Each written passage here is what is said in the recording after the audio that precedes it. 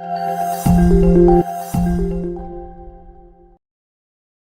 baik. Kalau masalah kunut, imam dengan makmum, imam tak kunut, makmum kunut, itu tidak sampai membatalkan. Itu adalah perbedaan yasir dianggapnya, yang kecil, yang ringan, yang tak sah salat keduanya. Jadi kalau seandainya ada imam tak kunut, kita biasa kunut, boleh kita kunut sendiri di belakang.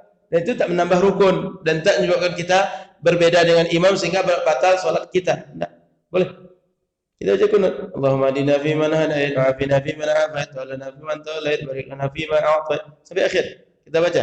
Atau kita pilih ada doa, ada selawat, ada pujian kepada Allah. Allahumma ighfir lana ya ghafur wa sallallahu ala sayyidina Muhammad. Sudah dianggap kita kunut.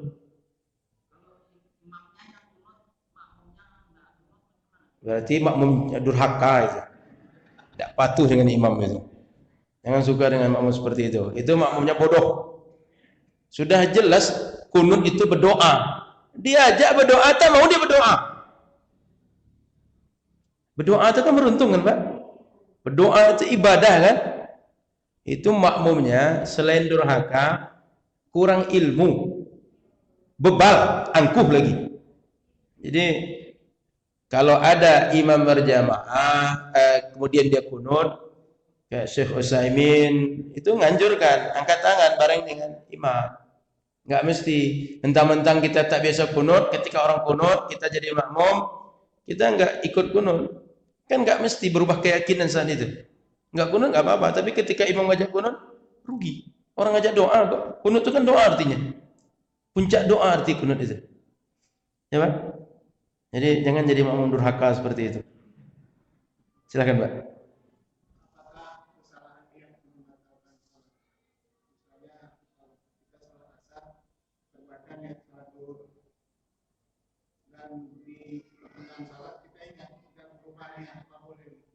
Baik. Kalau kita salat salah niat dari awal, salat kita tidak sah. Kenapa? Karena niat ini yang penentu salat yang mana satu kita buat. Dia salat fardu atau sunnah. Dia salat yang mana satu di antara 5 yang fardu.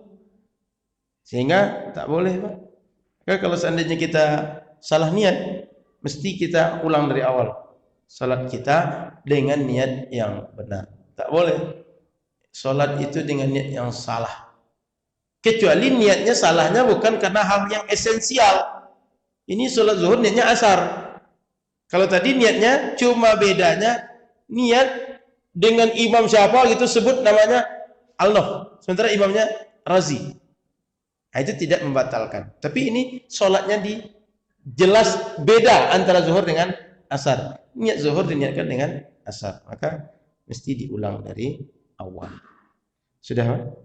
Ada lagi? Baik.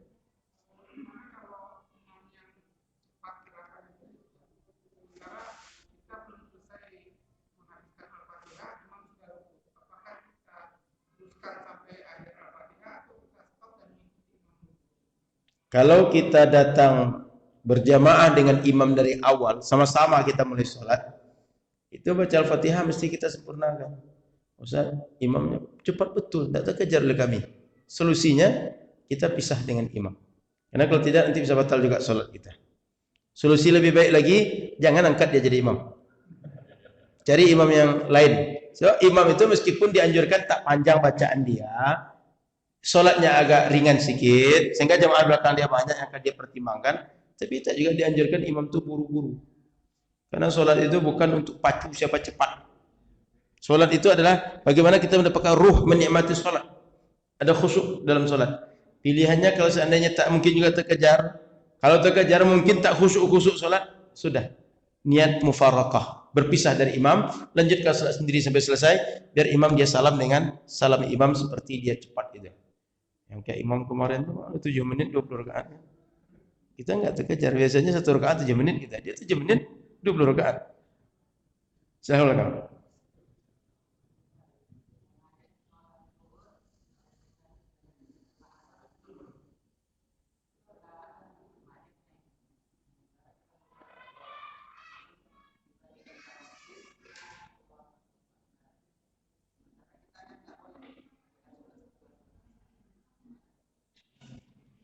Bagaimana kita ini belum sholat zuhur karena macet, sehingga sampai di masjid orang asar.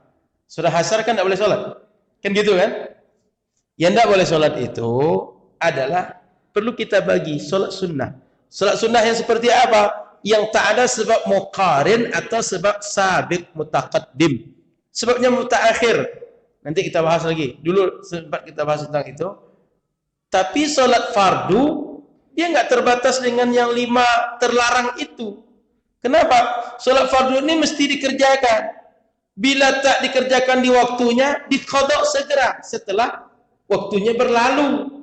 Dan ketika waktulah berlalu, sesegera mungkin kita qadha. Sehingga kalau waktu setelah asar bisa kita qadha, segera qadha. Jangan pula tunggu besok, tunggu nanti malam. Enggak, segera mungkin. Karena kita tidak tahu masih hidup satu atau tidak. Maka kita kerjakan segera.